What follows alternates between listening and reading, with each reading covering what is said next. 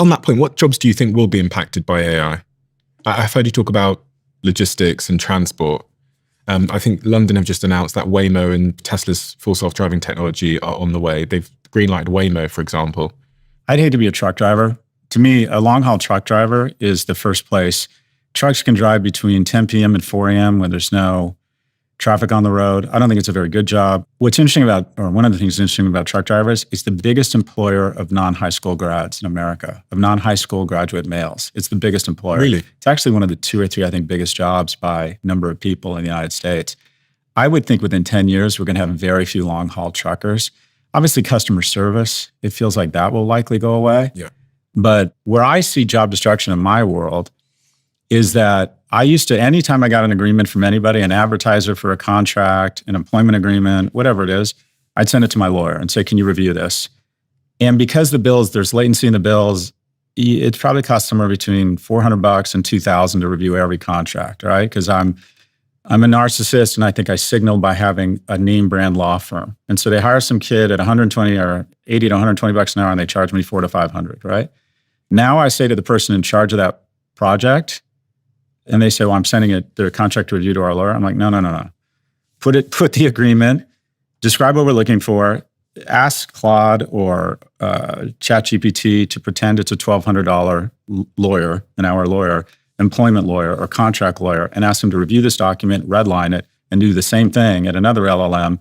And then you make those changes. Congratulations, you are now a senior associate at a law firm. I probably spend $100,000 to $300,000 a year on legal fees across my organization. I think I'll cut that easily by a third this year. So that's one way I see it. But I have a podcast company, not nearly the industrial behemoth this thing is, but I keep asking everybody, how do we use AI to do this? And I find that they're getting better at it and it enhances our work, but we're still hiring. Again, I think it's a supplement. And if you want to protect against AI, it's pretty easy. I've said this for a while. AI is not going to take your job. Someone who understands AI is going to take your job. So what I tell people is have a second screen, and that is always have a second screen open that has nothing but AI on it, LLMs, and anything you get digitally, port it into your AI screen and start playing with it.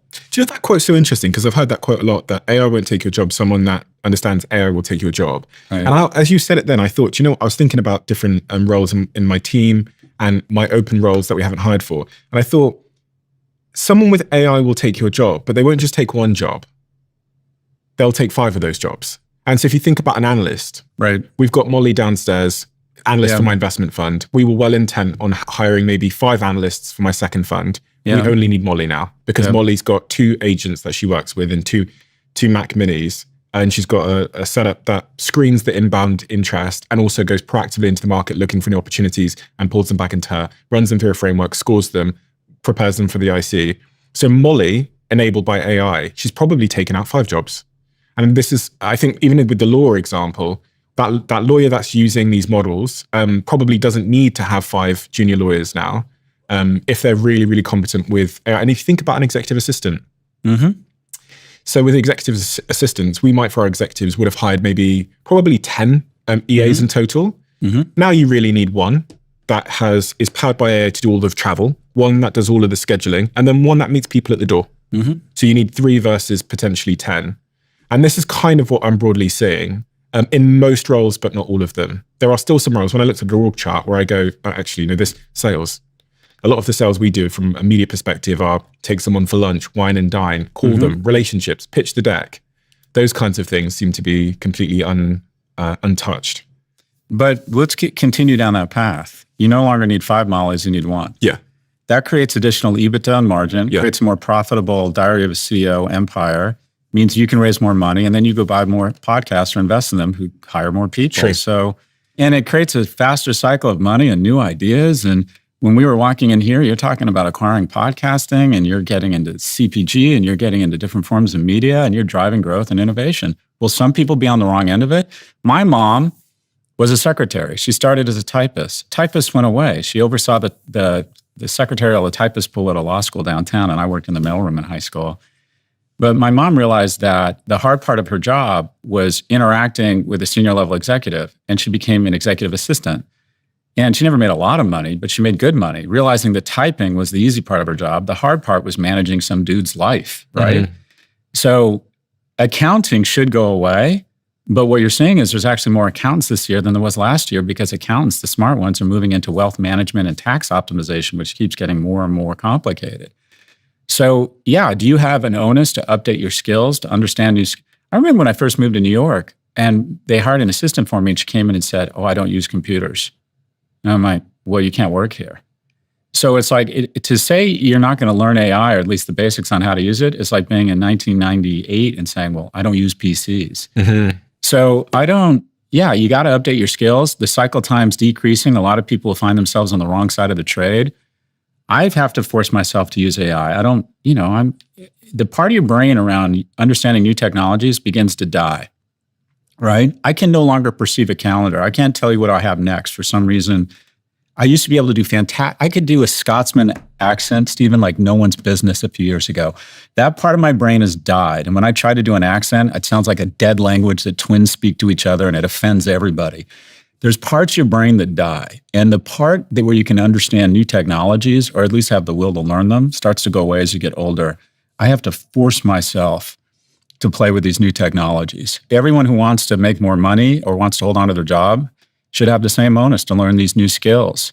On that individual level, there's people listening now that want to make sure that they have the skills, their kids have the skills of the future. Right. What are some of those important skills? I mean, you've got kids. What would you say to them? I get asked that all the time. What is the skill? So the honest answer is, I have a view, but nobody knows. You realize 10 years ago in private schools, the biggest incremental investments in curriculum were two things: computer science and Mandarin. How's that worked out? Like, thank God my kid knows Mandarin. I mean, said nobody right now. But they thought it was going to be computer science. And you could argue that hasn't worked out as well as everyone thought. I would say that the enduring skill is storytelling. And that is your ability to look at data, create a narrative arc, and then communicate that story in a compelling way via all the different mediums. Whether it's podcasting, I think you have to write well to be a great storyteller. But if you think about the most successful people in the world, at the end of the day, they're usually storytellers. The great CEOs, I read Jeff Bezos' 1997 letter to shareholders where he focused on those three principles. And I'm like, take my money, right? I see even a guy like Alex Karp at Palantir walking around doing a live earnings call on his phone. It's very compelling. Jensen Huang, when he does these giant Buffett-like stadiums where he gets up there and he's like a rock star, that's storytelling. Technology is, I think, going to create an equalization among the product. Reverse engineering created parity among manufactured products. I think most technologies are going to converge, and we're seeing that convergence in AI models. So I think the point of differentiation is relationships, right? Do I want to work with this person? Do I know about their kids? Do I like them? At the end of the day, I have 3 different law firms pitching me business, 3 different investment banks, 3 different CRM companies. Who do I have the best relationship with, and who do I want to work with? So storytelling, it sounds very passé, but the ability to establish strong relationships with other sentient beings. I still believe that everything reverse engineers to biology. I think a certain fundamental understanding of the sciences, those seem to be pretty enduring.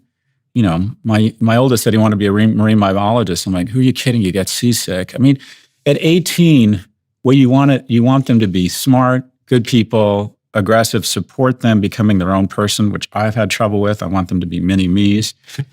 And then helping them find something they're great at. But telling your kid, no, you need to go into this because this is where the future's going. No, we don't know.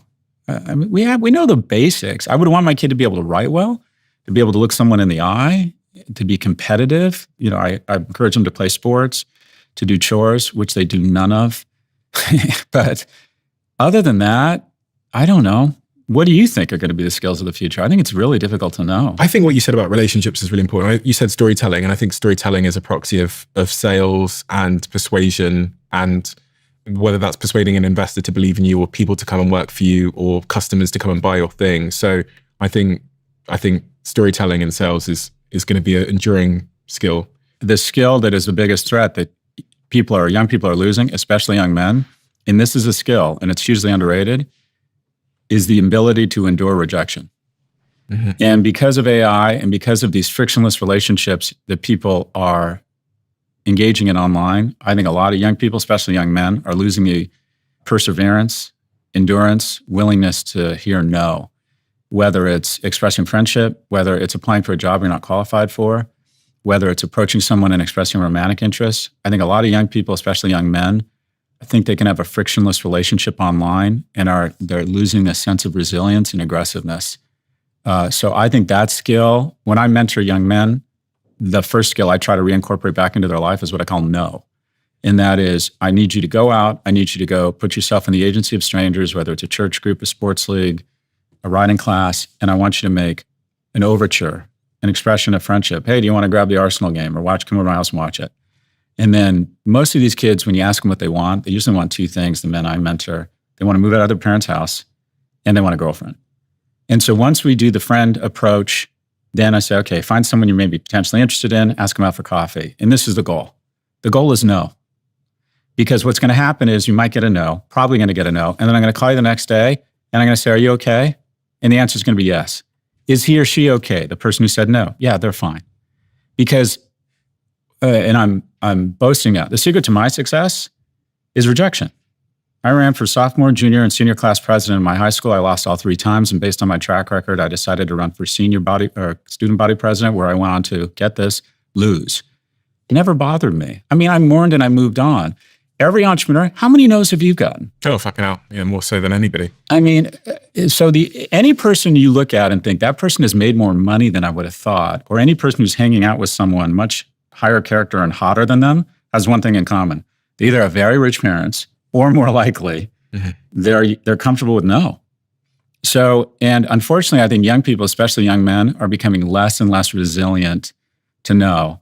Apply for jobs you're not qualified for. Apply to graduate programs you shouldn't get into. Approach people who you perceive as being cooler and hotter than you and express friendship and romantic interest. That is the key. You want to punch above your weight class? Get out a big spoon and get ready to eat shit. That is the only thing that is common across all great entrepreneurs who are self-made, is they have the ability to mourn and move on. I've been thinking about this a lot lately. It was inspired by listening to Adam Newman on that podcast a couple of weeks ago. He did one with Rick Rubin, I think it was. And in it, he tells the story of sitting in the back of the cab with Massa, who's the owner of SoftBank. And he was going to ask him to give him $300 million. And Massa turns to him and says, you're just not ambitious enough. And he says, by the time that 23-minute cab drive had finished, Massa had offered him $4 billion. And he had signed a little napkin thing that Massa had in the back of the cab. And that story and other stories like it have made me realize that, like, some of the game in life and success is what I now call selling yourself long. And most of us go through our life selling ourselves short. And I think in part because we don't see ourselves on an exponential curve. We see ourselves as a fixed state. This is who I am. This is what I'm worth. But you've almost got to, like, factor in your own exponential improvement. If you take you from 21 to now, how your intelligence and wisdom and connections have all compounded. But you would have sold yourself at the value of you at 21 years old. So I actually now think in every season of my life, I've sold myself short. When I was 18 years old, I sold 20% of my company for $5,000. And then I thought I couldn't believe it. I was celebrating in my room. At the time, I was stealing Chicago Town pizzas to feed myself. And then a couple of years later, I sold another 30% of that company, 30% of my company for $300K. And I thought I'd hit the Euro millions. All right. That company ran up and was on the stock market for many hundreds of millions many years later. I thought, God, I've sold myself short my whole life. So assume I'm doing the same now. And if I assume that, what would I say? What opportunities would I go for? And I think that for me, that should apply to everybody. I think it's self-fulfilling. Yeah, there's something about imagining where you want to be in 5 years outrageously in the reverse engineering back. But at the moment you took that $300K, you really needed it. I mean, that was, so it's a function of your opportunity set and what's actually the market says to you. I think pricing is a signal. I struggle with pricing. And what I tell whenever we're writing a proposal or whenever, I'm like, okay, whatever I get back, I'm like, okay, increase the pricing 30 or 50% more. Because pricing is a signal and you can always take the price down. And the client, the person will always come back and ask for the price down. But I mean, quite frankly, and this is sexist, I think men are better at imagining an unrealistic self and women are more measured. Mm-hmm. And I think that's one of the things that has held back women as entrepreneurs, and the fact that not as much capital has been available to them because the people allocating capital have been white dudes from Stanford or Harvard. 40% of VCs are from 2 schools. I think it was Charlie Munger who said, Someone who has a crazy vision of their own potential that's stupid and obnoxious, his attitude was never bet against that person because occasionally they're right. And so we talked about Musk, for a guy to think I'm going to raise so much money and command technology that I can be responsible for 90% of launches and control 70% of the Earth's low orbit satellites, that's pretty arrogant. So yeah, I agree with you. And let me put it this way. If you're going to err to the upside, because the market will bring you back on its own. Yeah. That's so true. Sam Altman has been in all the news lately, in part because of this article that the New Yorker did, two reporters there, Ronan Farrow and Andrew Marantz, which was this article. And then he responded with this blog post here. 2 years ago, I thought Sam had a really good brand because he was out in Congress. He was saying this he was asking for regulation, it seemed. It has turned unbelievably quickly, unbelievably fast. Well, we said this before. He's a proxy for all of AI. I think the greatest brand destruction, other than the US over the last 18 months, has been AI and also Sam Altman. But we keep falling into this trap over and over. And that is, something happened through the 70s, 80s, and 90s. And that is, its heroes used to be athletes, government officials, and actors. And then there was a dramatic decline in attendance to religious institutions, but people still have really big questions and want sort of an authority or a godlike figure. The closest thing we have to religion is technology. Most people don't understand it. It has a mystical feel to it. I have no idea how my phone works. I can ask it anything and it comes back with a relatively authoritative answer that I trust, similar if I was talking or praying. I feel like most of the time when we're on AI, we're kind of praying. We're sending a question into the echo to a being thinking it's smarter than us and it's going to come back with an empathetic, loving, correct answer. So the new Jesus Christ was born in the 90s, and that was Steve Jobs. And he was taken from us early, like Jesus Christ. The idolatry of innovators has absolutely gone crazy. And the new Jesus Christ, if you will, are these tech CEOs. And here's what we fail to understand. They do not have our best interests at heart.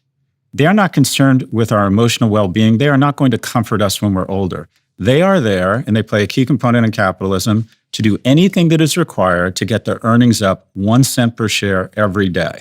And they will make incremental decisions that justify the harming and self-harm of teen girls, Sheryl Sandberg, the weaponization of our platforms to make the coarsening of our discourse, Mark Zuckerberg. I mean, the radicalization of young men, the people running YouTube, we keep thinking that the newest tech CEO is going to save us, that this guy cares. Sam Altman was the gay son we all wanted, like super nice, super friendly, hushed voices. Well, Senator, I'm worried about that as well, right? These guys would sleep with their cousin for a nickel. That's their job. Their job is to increase earnings. They're not here to save us. We're supposed to elect people who put in guardrails for them. So everyone is saying or asking me, can we trust Sam Altman? I'm like, no, and we shouldn't have to. We should have regulators putting in guardrails on AI. We should be testing these things. Government agencies should be testing these things. We should be ensuring that these technologies are not used to surveil Americans, right? That we would still have cartoons like characters on cigarettes marketing to 12-year-olds if we hadn't put in place regulation. And the tobacco executives would claim that they weren't marketing to young people. Ford would still be pouring mercury into the river if we didn't have an EPA and regulation. So Sam is doing exactly what he's supposed to be doing. The latest hero that's going to save us is Dario Amodei. We've decided he's the good guy now. The villain's journey in tech is the same.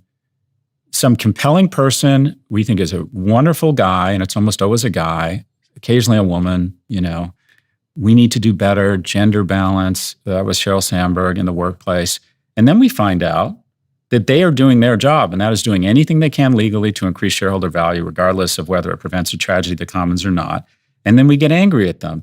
The journey from Anakin Skywalker to Darth Vader gets shorter and shorter, but they all follow the same path. And then 18 months later, we realize that they too will say and do whatever they can to try and delay and obfuscate regulation. And that sometimes when we don't have a government with a lack of domain expertise, with a lack of insight, with people who are a cross between the land of the dead and the Golden Girls and don't understand these technologies, that when these technologies are allowed to run just free with no regulation, they do bad things. So Sam Altman is the latest person we've discovered as Darth Vader, who's gone to the dark side. It happens with all of them because they're doing their job. We as citizens aren't doing our job, and that is we're not putting in place elected officials that regulate these companies.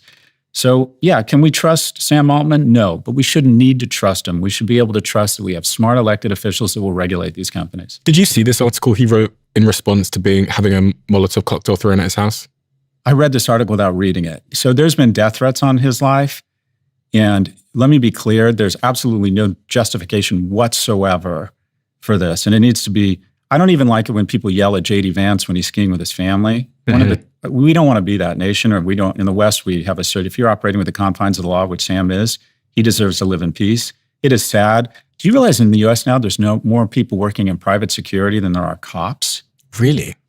Because there's always going to be a number of people who are likely, I don't know about the perpetrator here, who are mentally ill and who will find an excuse.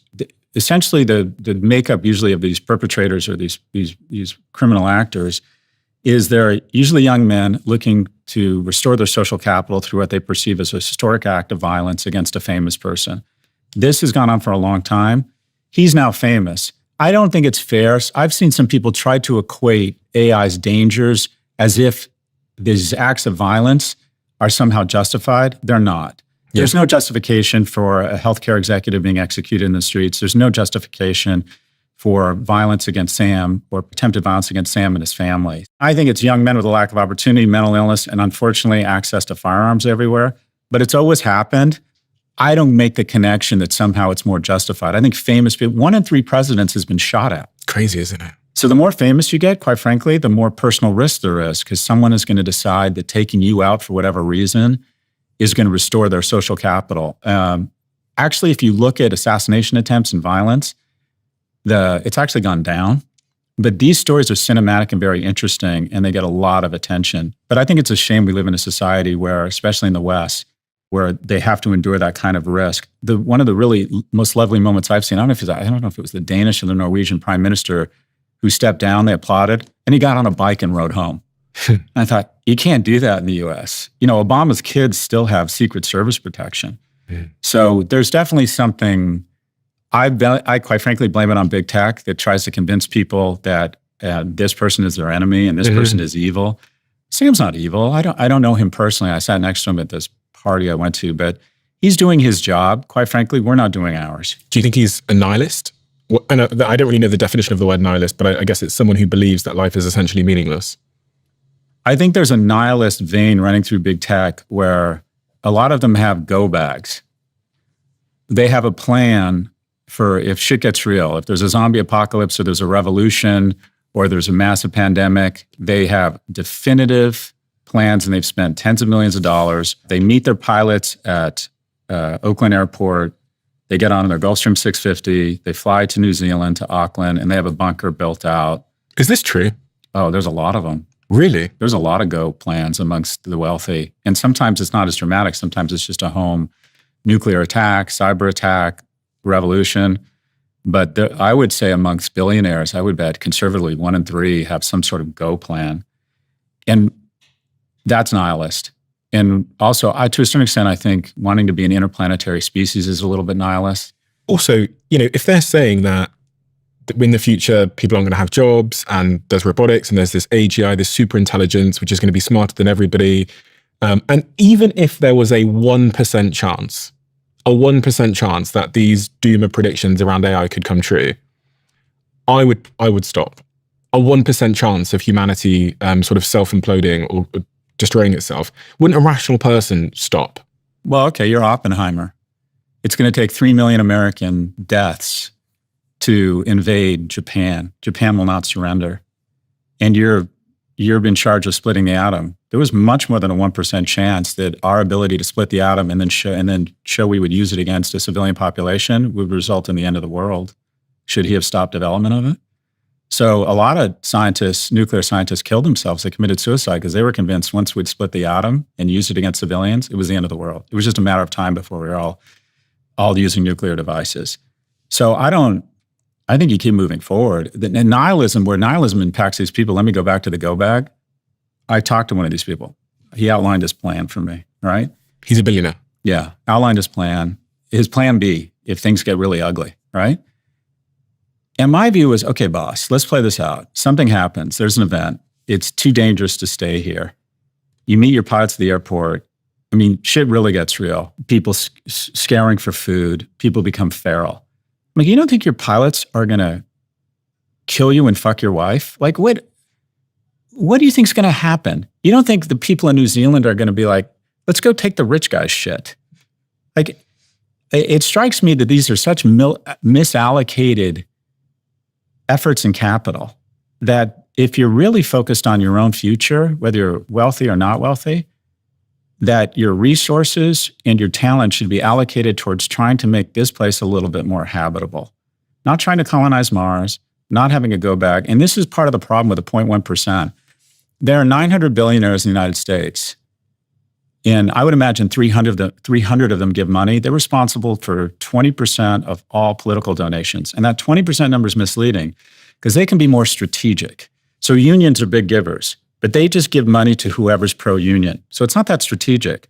Billionaires can allocate capital to a specific issue, really ramp it up, so they have a disproportionate amount of control over our elected population. And the problem is the 0.1% are not invested in the health of America. Why? They don't have to put up with TSA lines. They fly private. They don't have to put up with shitty healthcare. They have concierge medicine and access to the best medicine in the world. They don't have to put up with 40% of third graders can't read or write. Their kids go to amazing schools that spend on average $75,000 a year on their kid versus $15,000 at a public school, $10,000 at a public school in a low-income area. They don't need police. They have doormen and security. Where I live in Soho, there's no homeless. As far as I can tell, there's no crime. There's no cops.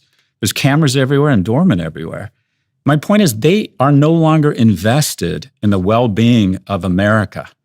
They've totally dissociated from the investments required to make America a better place because they're sequestered from it. They're no longer invested in the well-being of America.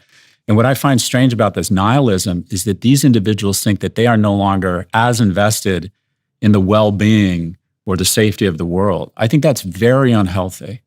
These are some of the most concerning conversations I've had. So like one of the things that happens when you have a podcast and you know, interesting people come on and you start hanging around with more interesting people and more powerful people is you get little peeks into new worlds that you didn't know existed. You kind of get to see behind certain curtains.